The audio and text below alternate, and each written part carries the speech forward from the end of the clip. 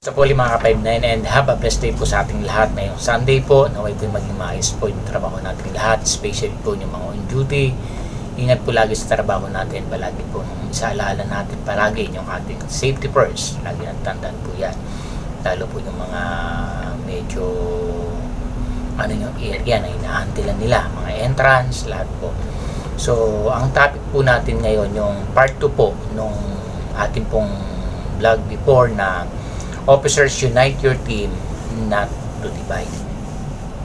So ito yung panghuli po na idadagdag natin para at least higit po nating mapagtugumpayan na maging maayos palagi yung ating mga detachment. Hindi lang talagang dapat, especially ng mga officer, palagi po dapat maging maayos yung detachment natin kasi sumasalamin po ang pagiging maayos ng ating detachment kung una ay nagkakaisa-isa ang mga security personnel. Parang tahanan din po natin na kapag po ang mga miyembro ng tahanan ng isang pamilya ay magulo, napaka po sa isang tahanan na hindi maayos ang samahan ng bawat isa. So ganoon din po sa detachment.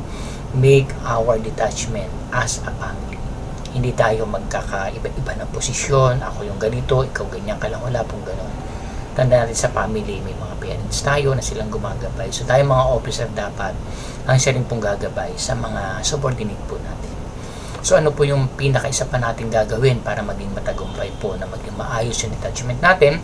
So ito po yun, yung pantay po lagi tayo sa lahat ng aspeto na dinidisseminate natin sa mga tao natin. Yung dapat ina-arrange natin naman na dapat hindi tayo makikitaan na may paborito tayo.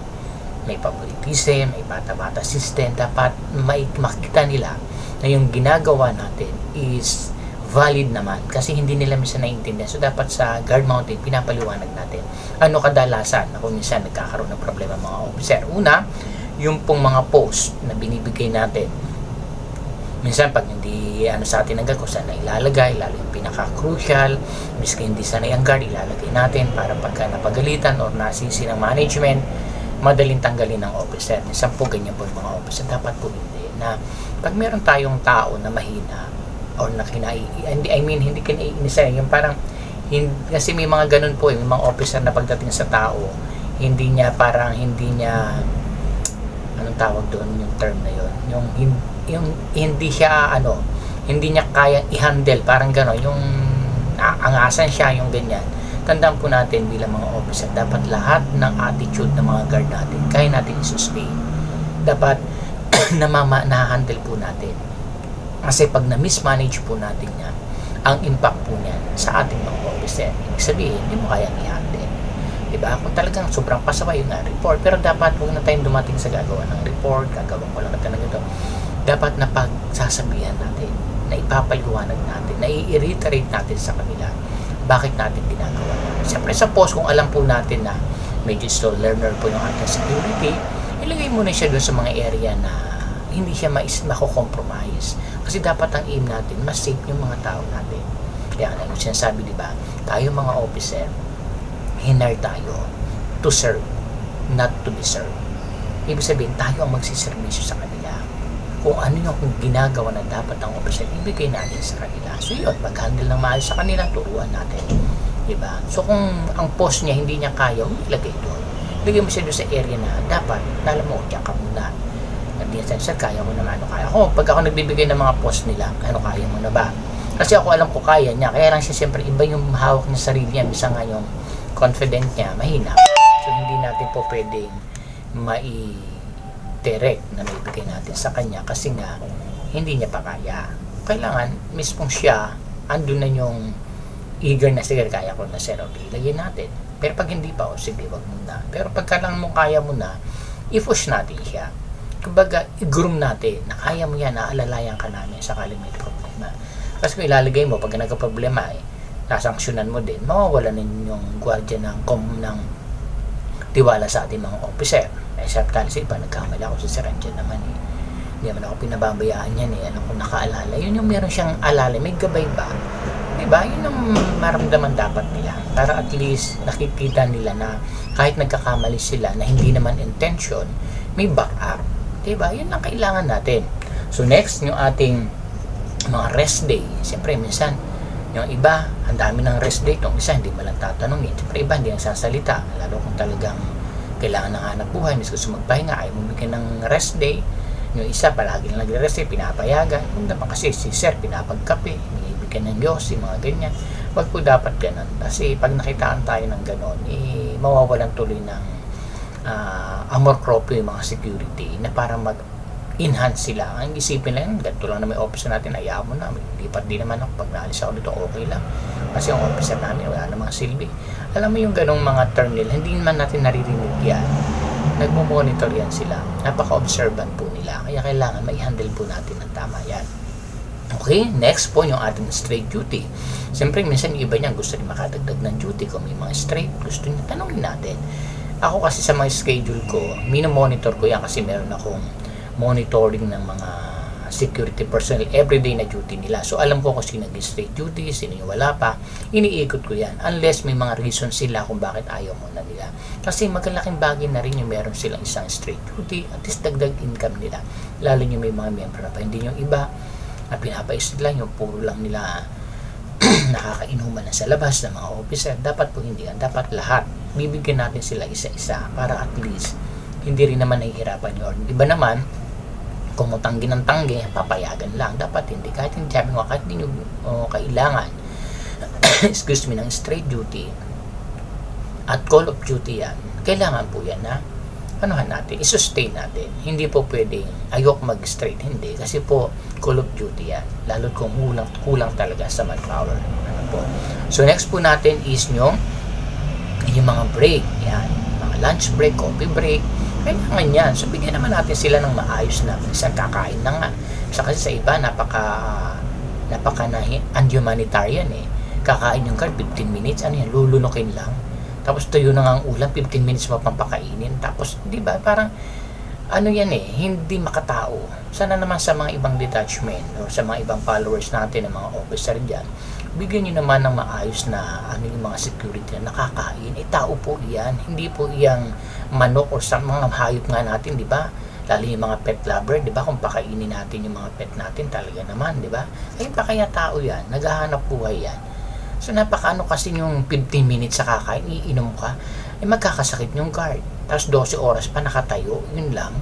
Di ba dapat siguro 30 minutes is enough? Huwag naman yung ganong 15 minutes. Kasi ang tingin tuloy sa mga guard, parang akala nila napakadali ng trabaho. Hindi nila alam, sobrang ano ng trabaho ng security. Dapat iyan po ang maayos din ng lahat ng mga agency na protektahan yung safety and security ng mga security guard nila.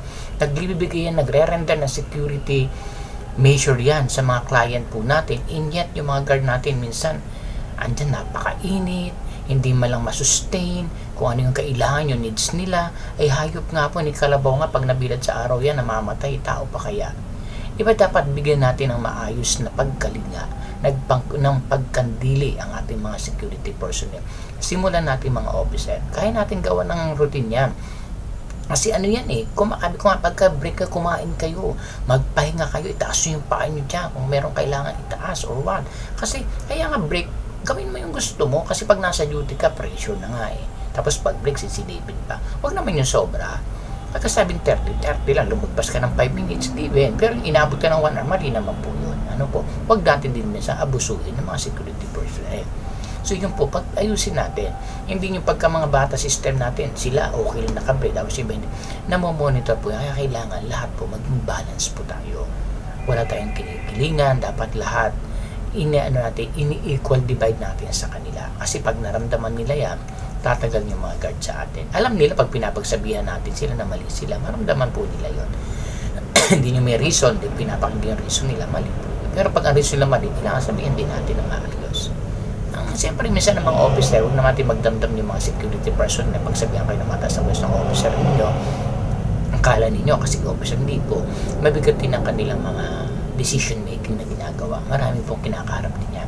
Siyempre, siya mag-ano sa agency, ang mga officer nakaano sa agency yan, sa client, sa mga tenant, sa mga bisita, imagine nyo po yan. So, kailangan po maintindihan din natin. Ano po. So, next po natin is yung request. Siyempre, may mga request po yan. Sir, baka naman pwedeng ganito, ganyan, ano bang reason mo? Yan. Sa may request and reason, magkasama kasi. Siyempre, pag nag-request, hindi mo na ako papasok bukas, baka pwede pang gabi ako. Anong reason? Anong dahilan? kasi sir, susundin ko yung misis ko, uwi rito, ganyan. Pag nakita naman natin valid, and then pagbigyan natin, o sige, next time ganito ha. Yung maganda yung usapan. Hindi natin pakikinggan. Pag ibang nagsabi, okay lang. Siyempre makikita, maramdaman nila yan, nag-aanim, bakit siya pinayagan, ako hindi. Wala talaga, ganito, ganyan. Siyempre hindi mo magsabi sa atin, dapat nararamdaman natin. Kaya kailangan equal po. Para at least yung team po natin, sa aking mga nasabi po na yan, magkaroon sila ng, ng unity. Hindi nagka-divide. Alam mo, nagdi-divide, nagpa-function ng mga guard natin.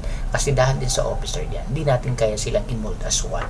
Kasi nga dapat nga minsan pag mga medyo maluwag, mga budol fight, mag-share kayo, luto tayo, kain tayo ng ganito, ganyan, ganito, diba? Officer ang in charge, hindi nyo, ikaw officer, sige ano kayo, wala kang ginagawa, pagkakain ka na lang. Dapat nakikita nila yung involvement mo doon.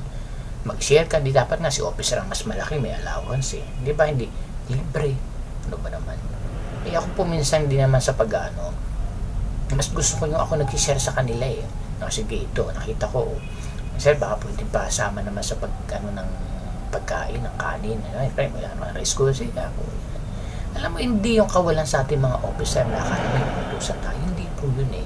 Kaya nga sabi nga natin, hindi tayo para pag-submission sila. To the point, nasa level, ibig sabihin, napakaliit na bagay, hindi natin maano, di ba?